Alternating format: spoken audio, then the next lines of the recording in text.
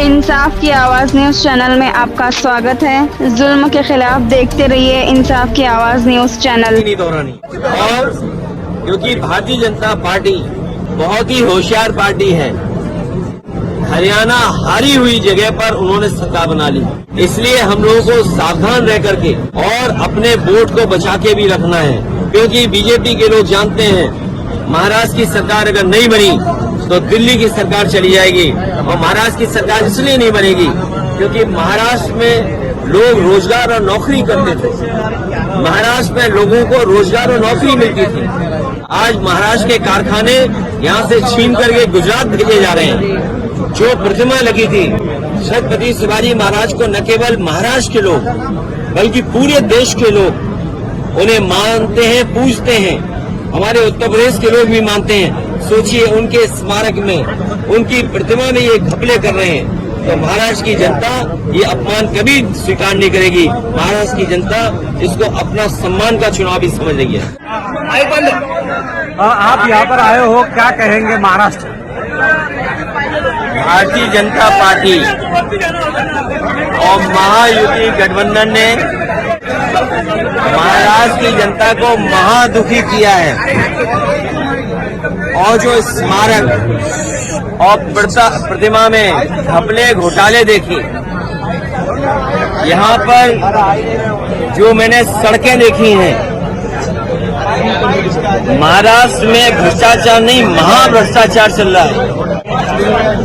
इन सब का जवाब इस बार जनता देने जा रही है। और महाराष्ट्र की सरकार, महायुति की सरकार, ये जनता के चुने हुए वोटों से सरकार नहीं बनी है, ये हत्याई सरकार है।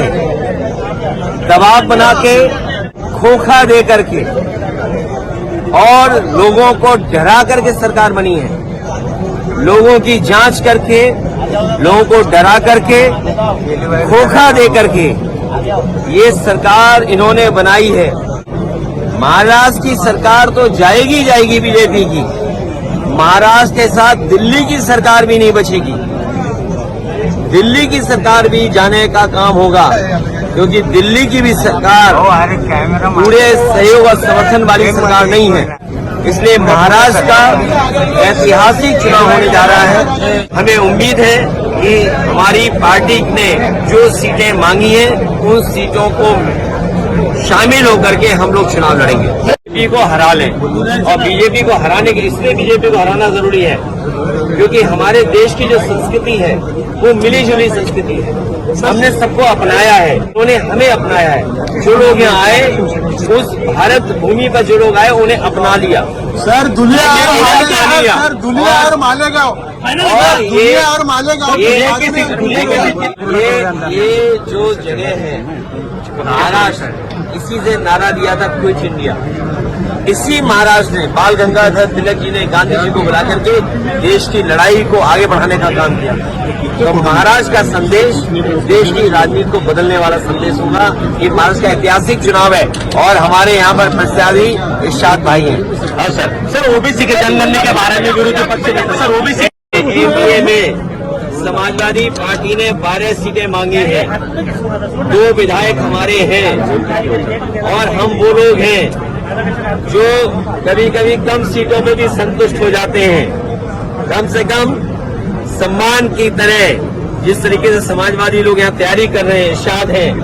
कल हम लोग मालेगांव थे, क्या ऐतिहासिक कार्यक्रम था, बारिश के बाद भी लोग हटे नहीं, गए नहीं। तो ऐसे तमाम सीटें हैं जिनकी जानकारी हमने दे दी। जहां पार्टी मजबूत है उनकी सीटें भी हमने घोषित कर दी।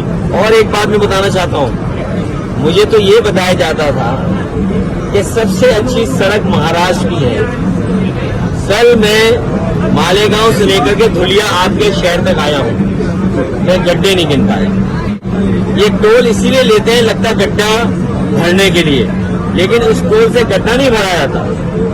आपकी जेब से पैसा निकाल करके ये अपनी जेब में रख ले रहे हैं, और उसका परिणाम ये है कि सड़कों पे गड्ढे हैं। हमारे यहाँ उत्तर प्रदेश में जो सड़कें बनी हैं उसमें आप हवाई जहाज उतार सकते हैं। और जिस समय समाजवादी लोगों ने सुकोई, मिराज और हरकुलिस सड़क पर उतारा था, उसी समय देश के प्रधानमंत्री जी देश के सड़क मंत्री ने ये कहा था कि हम ऐसी 30 हाईवे बनाएंगे जिन पर हवाई जहाज उतर सकता है। बताओ, यहाँ के जो सड़क मंत्री हैं, क्या आपके धुले और मालेगांव के बीच में हवाई जहाज उतर सकता है? आप लोगों से हम आज न सिर्फ वोट की अपील के लिए आए हैं, बल्कि एक बहुत बड़ी जिम्मेदारी आप लोगों के, हम सबके कंधे पर है। ये जो चुनाव है, ये सिर्फ इस प्रदेश का चुनाव नहीं है। आपके चुनाव पर पूरे देश की नजर टिकी हुई है, क्योंकि इससे पहले जब 5 साल पहले यहाँ पर चुनाव हुआ था, तब भी आपने इन लोगों की सरकार बनाने का जनादेश नहीं दिया था। ये वो लोग हैं जो ताकत में बैठे हैं, इन्होंने आपका जनादेश चुरा कर अपनी सरकार यहाँ पर गद्दारी से बनाने का काम किया था। तो ये वक्त है कि आप लोग एकजुट होकर इस बार इतनी ताकत से वोट डालें, एकजुट होकर इतना वोट दें कि कोई हमारे वोटों का दुरुपयोग पिछली बार की तरह ना कर पाए।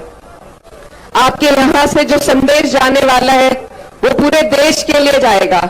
पूरा देश आपकी तरफ देख रहा है कि आप इन लोगों को क्या, आप हमारे देश को क्या राह दिखाने वाले हैं।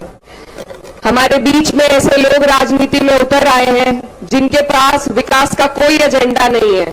सिर्फ सांप्रदायिकता फैलाकर आपको और हमें बांटने का काम किया जाता है।